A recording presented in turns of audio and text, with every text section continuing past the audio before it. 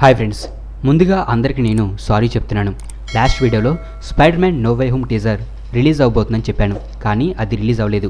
కానీ నేను చెప్పింది నిజం ఫ్రెండ్స్. ఆ మూవీ టీజర్ యూఎస్ఏలోని కొన్ని థియేటర్స్ వాళ్ళ దగ్గర ఆల్రెడీ ఉంది అండ్ ఆ టీజర్ని కొంతమంది చూశారు కూడా. అయితే ఈ movie trailer Peter Rabbit 2 movie release అయిన తర్వాత, అంటే జూన్ 11 తర్వాత కానీ లేదా జూలైలో రిలీజ్ అవబోయే బ్లాక్ విడో మూవీ టైంలో కానీ రిలీజ్ అయ్యే అవకాశాలు ఉన్నాయి. అలాగే ఈ spider man no way home movie యొక్క ఫుల్ ప్లాట్ కూడా లీక్ అయింది. నేను లాస్ట్ వీడియోలో ఈ మూవీ ప్లాట్ గురించి చిన్న ఇన్ఫర్మేషన్ ఇచ్చాను. అయితే ఇప్పుడు ఈ స్టోరీకి సంబంధించిన మరిన్ని డీటెయిల్స్ కూడా లీక్ అయ్యాయి అండ్ ఈ స్టోరీ సూపర్గా ఉంది. కానీ 2 విషయాలు మాత్రం నన్ను బాగా డిసప్పాయింట్ చేశాయి.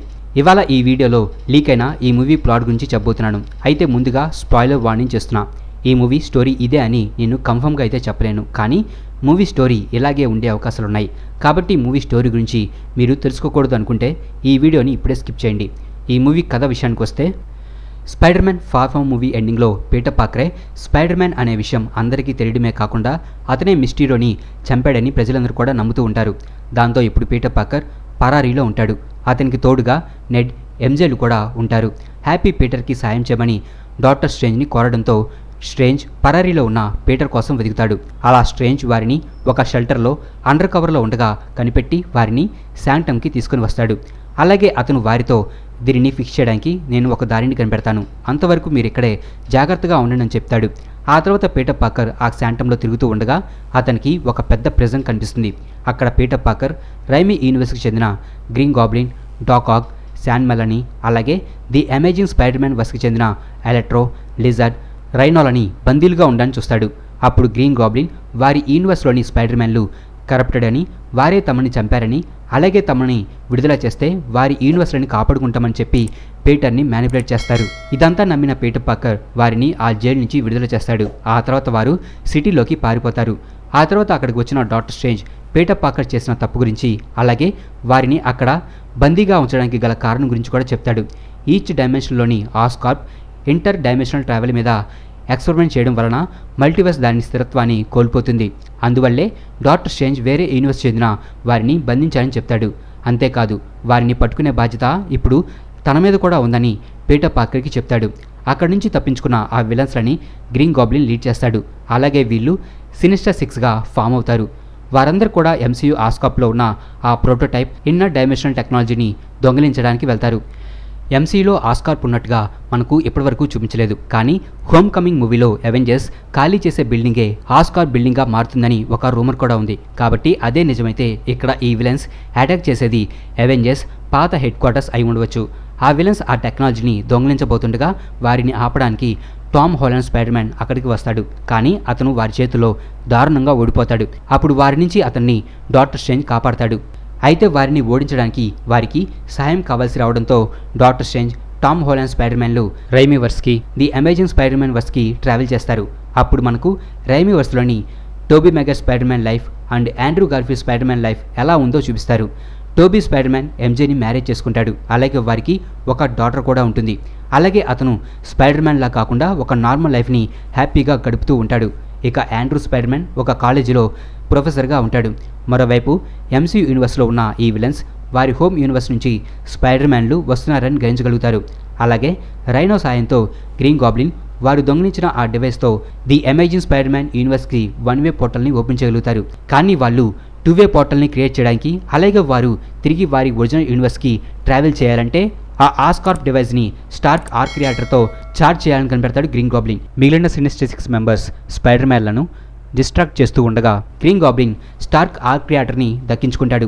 ఇక చివరిలో ఉండే బిగ్ బ్యాటిల్ స్టాచ్యూ ఆఫ్ లిబర్టీలో జరుగుతుంది. ఎక్స్మెన్ మొదటి మూవీలో కూడా ఎండ్ ఫైట్ ఈ స్టాచ్యూ ఆఫ్ లిబర్టీలోనే ఉంటుంది. సినిస్టర్ 6 మెంబర్స్ స్పైడర్ మ్యాన్లతో ఫైట్ చేస్తూ ఉండగా గ్రీన్ గాబ్లిన్ ఆ డివైస్ని యాక్టివేట్ చేయడానికి ప్రయత్నిస్తూ ఉంటాడు. అంతేకాదు ఆ డివైస్ని యాక్టివేట్ చేసి వారు వారి ఒరిజినల్ యూనివర్స్కి వెళ్ళటమే కాకుండా అక్కడ ఉన్న స్పైడర్ మ్యాన్లని ఈ ఎంసీయూ యూనివర్స్లోనే ట్రాప్ చేయాలనేది అతని ప్లాన్. అలాగే ఈ ఫైట్లో టోబీ ఆ విలన్స్ చేతిలో బాగా గాయపడతాడు. అలాగే ఫైట్ చివరిలో అతను మరణిస్తాడు. సో నేను ఇందాక చెప్పాను, ఈ ప్లాట్లో 2 విషయాలలో నేను బాగా డిసప్పాయింట్ అయినని. దాంట్లో ఇది ఒకటి. దీని గురించి స్టోరీ ఎండ్ అయిన తర్వాత నేను చెప్తాను. ఇక చివరికి green goblin device and Tom spider man friend అయిన నెట్తో ముందుకు వస్తాడు. అతను ఆ డివైస్ని యాక్టివేట్ చేస్తాడు. అయితే Tom Holland spider man, Andrew spider man అలాగే గ్రీన్ గాబ్లిన్కి మధ్య జరిగిన 2 వర్సెస్ 1 ఫైట్లో వాళ్ళు అతన్ని ఆపడమే కాకుండా నెడ్ని కూడా కాపాడతారు. కానీ గ్రీన్ గాబ్లిన్ విసిరిన పంకిన్ బాంబ్ వలన నెడ్ మరణిస్తాడు. దాంతో టామ్ హాలండ్ స్పైడర్-మ్యాన్ బాగా కోపంతో గ్రీన్ గాబ్లిన్తో ఫైట్ చేస్తాడు. ఆ ఫైట్లో అతను గ్రీన్ గాబ్లిన్ని ఆల్మోస్ట్ చంపుతాడు. కానీ ఆండ్రూ స్పైడర్-మ్యాన్ అతన్ని ఆ విలన్స్ లాగా మారకుండా ఆపుతాడు. ఆ తర్వాత ఆ సినిస్టర్ 6 మెంబర్స్ని తిరిగి స్ట్రేంజ్ ప్రిజన్లో బంధిస్తారు. అలాగే రైమీ వర్స్లో జరుగుతున్న టోబీ స్పైడర్-మ్యాన్ ఫ్యూనరల్కి టామ్ అండ్ ఆండ్రూ స్పైడర్-మ్యాన్లు అటెండ్ అవుతారు. తిరిగి ఎంసీయూ యూనివర్స్కి వచ్చిన టామ్ స్పైడర్-మ్యాన్ అతని మీద ఉన్న హత్య నేరానికి గాను అతను పోలీసులకి లొంగిపోతాడు. ఆ తర్వాత అతని కేసుని Matt Murdock AKA Daredevil take up చేస్తాడు. అలాగే ఆ కేసులో అతను నిర్దోషిగా విడుదలవుతాడు. కానీ అతని సీక్రెట్ ఐడెంటిటీ మాత్రం ఇంకా పరిష్కరించబడదు. ఆ తర్వాత టామ్ స్పైడర్-మ్యాన్ నెడ్ గ్రేవ్ దగ్గరికి వెళ్ళి అతను చనిపోవడానికి తాను ఎంత రెస్పాన్సిబిలిటీగా ఫీల్ అవుతున్నాడో దాని గురించి మాట్లాడతాడు. అదే సమయంలో అక్కడ ఉన్న ఆండ్రూ స్పైడర్-మ్యాన్ అతనికి తోడుగా నిలిచి మంచి మాటలు చెప్పి ధైర్యాన్ని ఇస్తాడు. అలాగే uncle Ben, Tony and Toby స్పైడర్-మ్యాన్లకి లాగే నెడ్ కూడా అతన్ని హీరోలాగే ఉండాలని కోరుకుంటున్నట్టు రిలీజ్ అవుతాడు. ఇక చివరిగా Andrew Spider Man and Tom Holland Spider Man MCU New York స్ట్రీట్స్లో స్వింగ్ చేస్తూ ఉంటారు. Spider Man no way home movie story కన్ఫర్మ్గా ఇదే అని అయితే చెప్పలేం. ఇక ఈ స్టోరీలో అందరినీ డిసప్పాయింట్ చేసే విషయం టోబీ అండ్ నెడ్లు చనిపోవడం. అయితే ఒకవేళ ఈ స్టోరీని కనుక నిజమైతే టోబీ అండ్ నెడ్ లాంటి క్యారెక్టర్లని వారు చంపలేరు. ఎందుకంటే ఈ స్టోరీలో కనుక మీరు గమనిస్తే టోబీకి సంబంధించిన ప్లాట్ టోనీ స్టార్క్కి సంబంధించిలాగా ఉంది. లైక్ టోనీ స్టార్క్ కూడా అతని ఫ్యామిలీతో హ్యాపీగా ఉండడం, ముఖ్యంగా అతనికి కూడా కూతురు ఉండడం, ఇక టోనీ స్టార్క్ లాగే ఫైనల్ ఫైట్లో చనిపోవడం, దానివలన అతను కూడా తన కూతురు లైఫ్లో అతను లేకపోవడం, అలాగే ఫ్యూనరల్ సీన్, ఇలా అన్నీ కూడా టోనీ స్టార్క్ స్టోరీ ఎండ్ గేమ్లో ఏ విధంగా అయితే ఉందో అదే విధంగా ఉంది.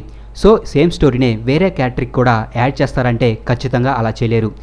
ఇక Ned present Tom Holland Peter Parker తన లైఫ్లోనే చాలా హార్డ్ సిచ్యువేషన్ని ఫేస్ చేస్తున్నాడు.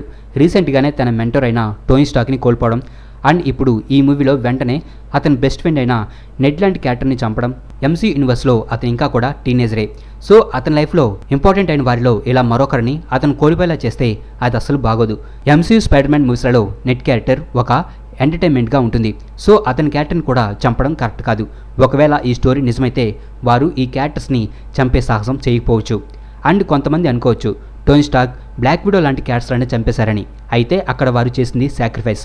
దానివలన యూనివర్సే తిరిగి రీస్టోర్ అయింది. అండ్ ఎండ్ గేమ్ మూవీలో ఐరన్ మ్యాన్ చనిపోయేటప్పుడు బాధపడని వారంటే ఉండరు. ఆ సీన్ క్రియేట్ చేసిన ఇంపాక్ట్ కూడా ఎండ్ గేమ్ మూవీ భారీ విజయానికి కారణమైంది. కానీ ఈ మూవీలో టోబీ స్పైడర్-మ్యాన్, నెడ్ క్యారెక్టర్స్ చనిపోవడానికి పెద్ద రీజనే లేదు. మరి లీక్ అయిన ఈ spider man no way home movie plot గురించి మీరేమనుకుంటున్నారో కింద కామెంట్ బాక్స్లో రాయండి. మా ఈ వీడియో మీకు నచ్చినట్లయితే ప్లీజ్ లైక్ చేయండి, షేర్ చేయండి. మా ఛానల్ని మీరు ఇంకా సబ్స్క్రైబ్ చేసుకున్నట్లయితే ప్లీజ్ మా ఛానల్ని సబ్స్క్రైబ్ చేసుకోండి. అలాగే మా వీడియోస్ నోటిఫికేషన్ రూపంలో మీకు ఎప్పటికప్పుడు అప్డేట్స్గా రావాలంటే పక్కనున్న బెల్ ఐకాన్ క్లిక్ చేయండి.